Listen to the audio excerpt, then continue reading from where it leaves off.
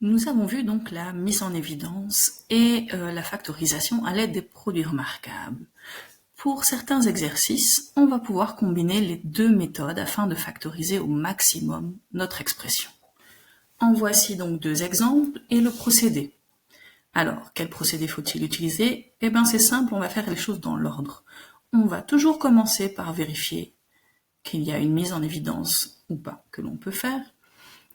Et puis ensuite, ce qu'on aura déjà mis en évidence, on le laissera de côté et on observera ce qu'il nous reste pour voir s'il est encore factorisable par un produit remarquable. Alors, deux petits exemples. On y va pour mon premier exemple, donc 2x carré moins 18. Ici, donc vous avez le développement. Comment est-ce qu'on procède? J'ai dit d'abord par une mise en évidence. Alors, qu'est-ce qu'on peut mettre en évidence lorsqu'on observe 2x carré moins 18? On cherche le plus grand commun diviseur de 2x carré moins 18. On va pas aller chercher très loin. Le plus grand qui divise les deux, c'est 2. Donc, on va pouvoir mettre 2 en évidence. Ce qu'on va faire ici, donc on met 2 fois. 2 fois quoi pour avoir 2x carré moins 18? 2 fois x carré, ça fait bien 2x carré. 2 fois moins 9, ça fait bien moins 18. Voilà pour la mise en évidence. J'observe maintenant ce qu'il me reste dans la parenthèse, x carré moins 9. X carré moins 9, c'est une différence de deux carrés. X carré est le carré de x, 9, c'est le carré de 3. On va donc pouvoir appliquer les binômes conjugués. Alors, c'est-à-dire que, ici, la différence de deux carrés, donc on va pouvoir l'écrire sous la forme d'un produit de deux parenthèses, dans lesquelles on va mettre x et 3. X au carré, ça donne x carré, et 3 au carré, ça fait 9. Et dans lesquelles on mettra une fois un moins, une fois un plus. Si vous ne vous souvenez plus de comment on procède pour en arriver là, de quelle formule il faut utiliser, retournez voir dans les pages précédentes du cours.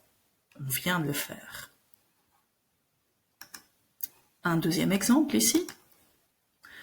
Donc, même procédé. J'ai donc 12x cube moins 60x carré plus 75x.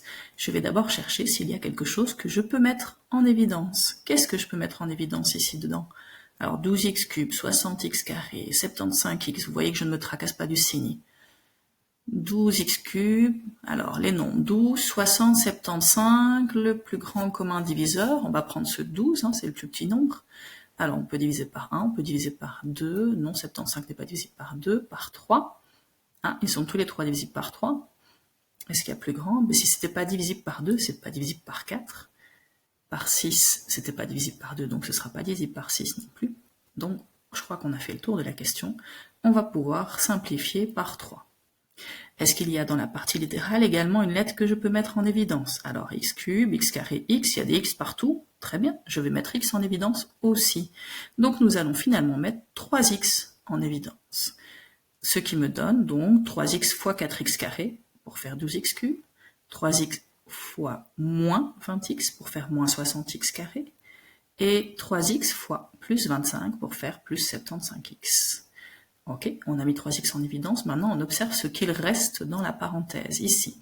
4x carré moins 20x plus 25.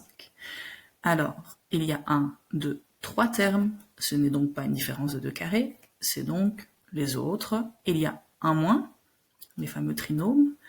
Alors, comme il y a un moins, c'est la formule avec le moins, donc a carré moins 2ab plus b carré, qui deviendra a moins b au carré.